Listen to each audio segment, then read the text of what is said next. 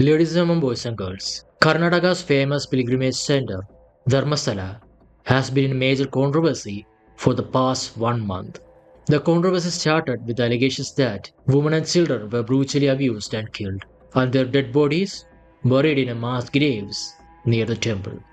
More than 100 dead bodies? Who is behind all this? Let's look at the latest updates step by step in simple terms. This is a serious matter, and I am presenting only the facts based on news reports and other sources. Let's begin.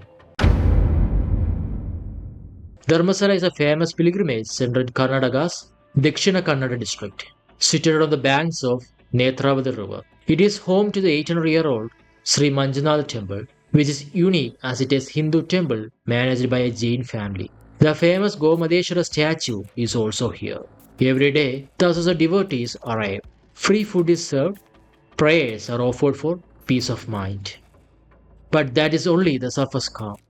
Inside, big secrets are said to be unfolding. Temple authorities deny everything, calling the allegations baseless. The controversy is damaging the temple's image, but devotees continue to support it. On October 9, 2012, 17-year-old Sowjanya disappeared from a bus stop after college. The next day, her body was found on the banks of the Netravati river.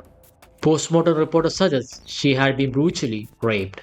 This triggered massive protest, student-led rallies, and widespread coverage in news channels. Police arrested Santosh Rao, a mentally ill employee of the Dharmasthala Manjunath Temple Trust. But soon, allegations arose that he was forced to confess.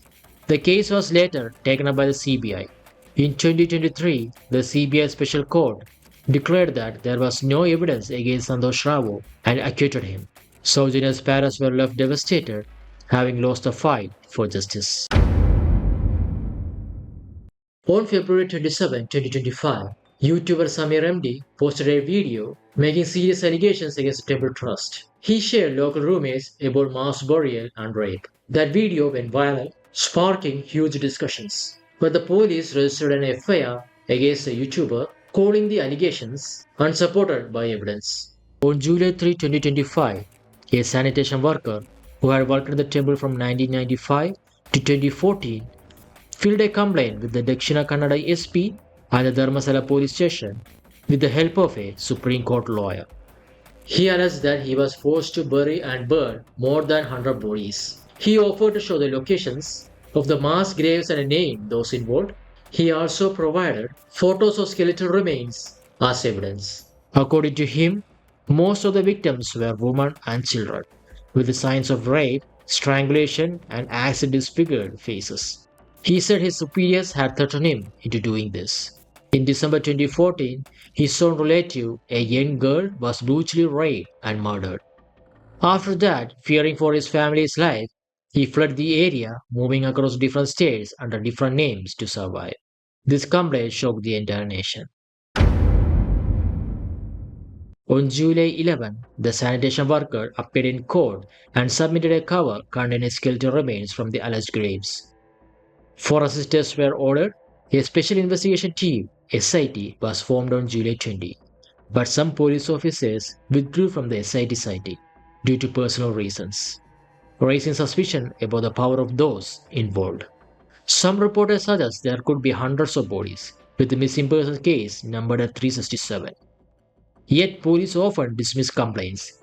Witnesses die mysteriously, and those fighting for Sowjanya's case are arrested. In late August, the SIT arrested the key whistleblower, often called the sanitation worker, on charges of perjury and presenting false evidence. He was remanded to 10 days in custody. This marked a turning point in the investigation, as many started questioning his credibility.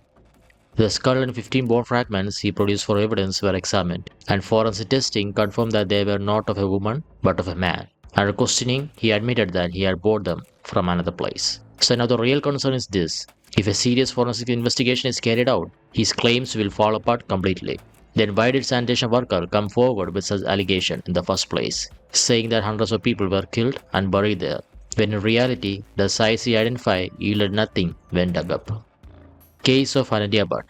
The SIT has also taken up the case of Ananya Bhatt, a medical student allegedly missing since 2003, following a petition by her mother, Sujata Bhatt.